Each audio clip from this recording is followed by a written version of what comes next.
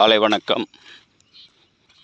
பொதுத் தேர்வு எழுதப் போகிற 12ஆம் வகுப்பு, 11ஆம் வகுப்பு, 10ஆம் வகுப்பு மாணவர்களுக்கு வாழ்த்துக்கள். இந்த நேரங்களில் ரொம்ப கொஞ்சம் நீங்கள் பொறுமையாக படிக்க வேண்டிய விஷயங்களில் படிக்கணும். அம்மா அப்பா சப்போர்ட்டோட. நான் நல்லா படிக்கிற மாணவர்கள், அதிக மார்க் எடுக்கிற மாணவர்கள் கொஞ்சம் நல்லா கான்சன்ட்ரேட் பண்ணிட்டீங்கன்னா, சிஸ்டமேட்டிக் ஸ்டடீஸ் போட்டிங்கன்னா நல்ல மார்க் எடுத்துடலாம். ரொம்ப லோ மார்க் எடுத்துகிட்டு என்னடா செய்யறதுன்னு யோசிக்கிறவங்க பாஸ் பண்ணுறதுக்கான முயற்சிகளை சம்மந்தப்பட்ட ஆசிரியர்கள்ட்ட கேட்டு எப்படியாவது பாஸ் ஆகிடணும்.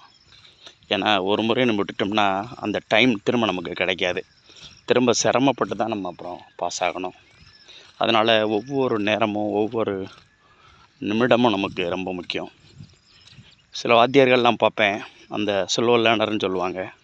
அவங்கெல்லாம் பக்கத்தில் உட்கார வச்சு அரவணைச்சு எப்படியாவது பசங்களை பாஸ் பண்ண வச்சு நல்ல மார்க் எடுக்க வச்சுன்னு சொல்லி அரவணைப்போடு சொல்லி தருவாங்க. அப்படி ஆசிரியர்கள் கிடைக்கிறதெல்லாம் கஷ்டம். மாணவர்களே, உங்கள் வயசில் விளையாட்டுத்தனமாக இருக்க தான் தோணும். நானும் அந்த வயசில் இருந்து அப்படி வந்தவன் தான். இருந்தாலும் நாங்கள்லாம் ஏன் அட்வைஸ் பண்ணுறோம்னா, அந்த டைமில் நாங்கள் சரியாக பண்ணலை அப்படின்றதுக்காக தான். அதனால் உங்களுக்கு கிடைச்ச டயத்தில் கரெக்டாக பயன்படுத்தி வெற்றி அடைஞ்சு பாஸ் பண்ணி அடுத்த லெவலுக்கு போயிடணும்.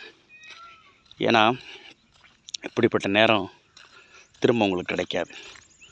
இந்த டைம் நீங்கள் விட்டுட்டிங்கன்னா அப்புறம் ஃபீல் பண்ணி பிரயோஜனம் இல்லை, ரொம்ப சிரமப்படணும்.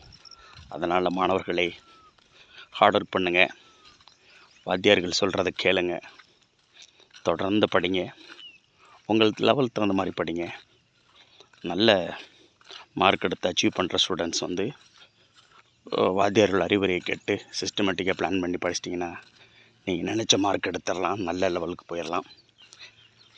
மீடியமாக படிக்கிற, ஆவரேஜாக படிக்கிற, ஸ்லோ லேர்னராக இருக்கவங்க எப்படியாவது நம்ம வெற்றி அடைஞ்சிடணும். அது நம்மளோட முதல் எய்ம்.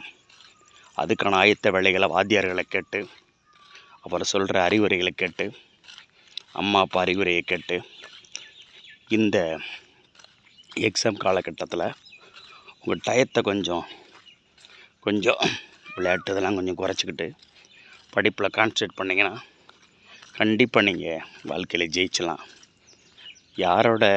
உங்களோடைய நீங்கள் தான் நினைக்கணும், கண்டிப்பாக நம்ம ஜெயிச்சணும்டா, நம்ம பாஸ் பண்ணிடணும்டா, நம்ம முயற்சி பண்ணாலும் முடியும்டான்னு நீங்கள் நினைக்கணும். நீங்கள் நினச்சிட்டிங்கன்னா எதையும் நீங்கள் சாதிச்சிட முடியும். மாணவர்களே, நீங்கள் வாழ்க்கையில் உங்கள் தேர்வில் வெற்றி பெற வாழ்த்துக்கள். நன்றி. தேங்க்ஸ்.